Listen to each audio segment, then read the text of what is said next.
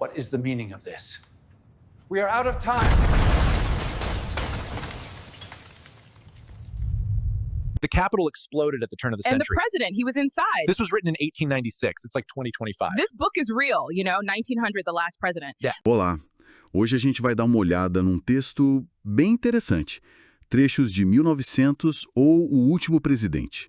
É um romance do Ingersoll Lockwood, lá de 1896. Isso mesmo. É uma ficção, né? Mas que imagina um cenário político bem turbulento nos Estados Unidos.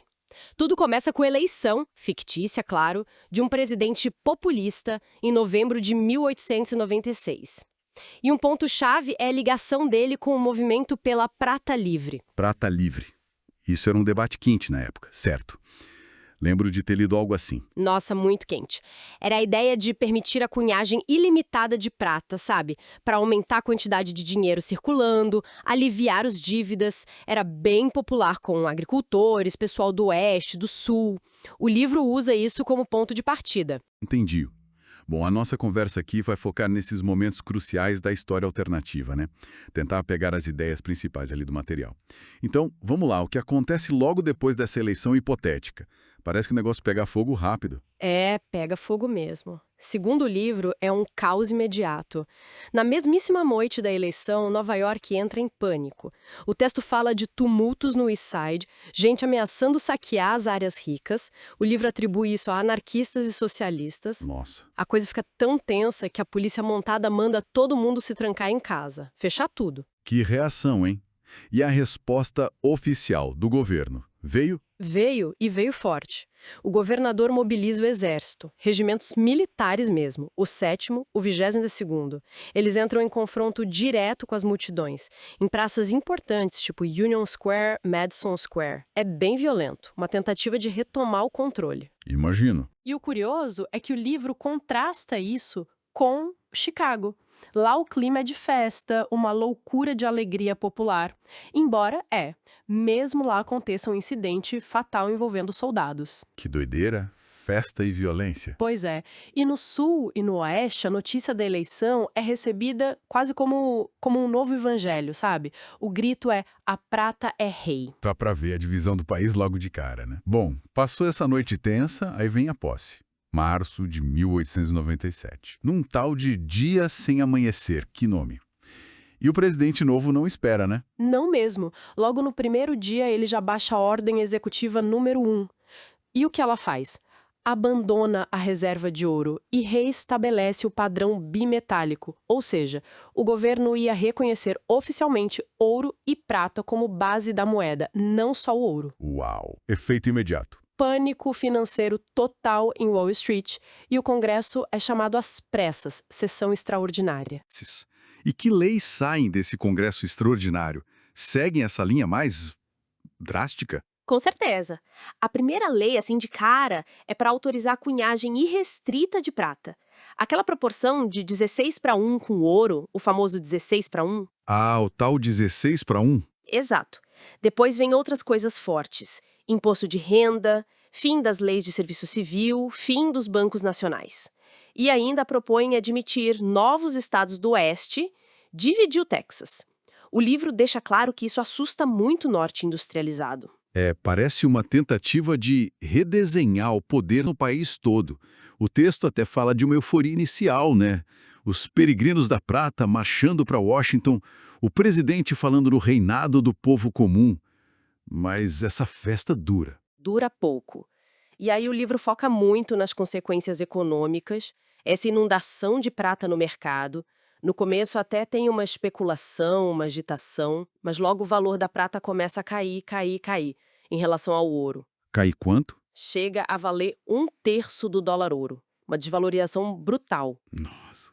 E como as pessoas comuns sentem isso no dia a dia, o livro dá exemplos concretos. Sim, e são bem Visuais. Descreve gente precisando de cestos, de sacos para carregar um monte de moeda desvalorizada para fazer compras básicas. cestos de dinheiro. Tipo isso. O escambo, a troca direta de produto por produto, volta com força. A indústria começa a parar, o dinheiro some do país e a agitação social explode, sabe? Motins, principalmente nas cidades do norte. Essa crise econômica toda deve ter jogado mais lenha na fogueira das tensões regionais que a gente já viu no começo, né? Exponencialmente. O livro mostra o poder do Sul crescendo muito no Congresso.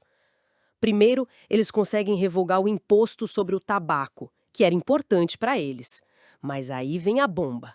Eles exigem pensões para ex-soldados confederados. O quê? Pensão para confederado. Isso deve ter causado Um escândalo. indignação total no norte. Violência pipocando e aí conversas abertas sobre secessão. Sobre o norte se separar e formar uma nova república. Caramba, a coisa escalou muito rápido. E como essa história toda termina no livro?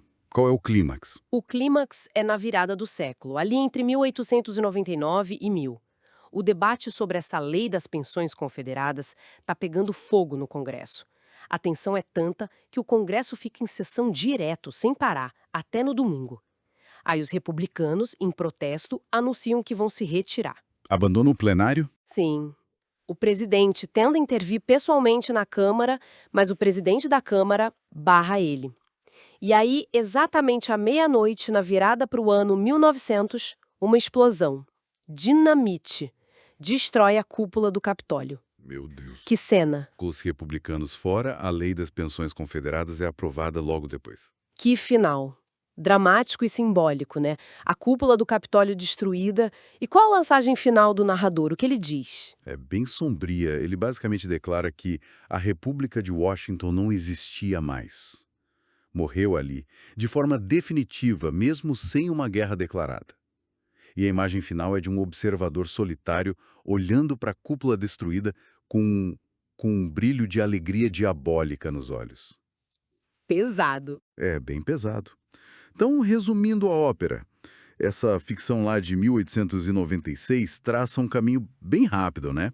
Começa com uma euforia populista, mudanças radicais, mas logo descamba para desvalorização econômica, conflito regional intenso e, no fim, a dissolução simbólica da República como se conhecia.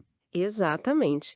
É uma visão bem pessimista sobre instabilidade política, econômica, a fragilidade das instituições diante dessas paixões populares e divisões profundas. E foi escrita numa época em que esses debates sobre moeda, sobre poder, estavam fervendo de verdade nos Estados Unidos. O que levanta uma questão interessante, né? Qual seria? Para a gente pensar. Até que ponto essas visões distópicas do passado, como essa do Lockwood, são só um reflexo das ansiedades daquela época específica? Ou será que elas funcionam como um alerta mais universal? Um alerta sobre polarização, sobre instabilidade, que talvez ainda ressoe hoje. Fica aí para a gente refletir, né?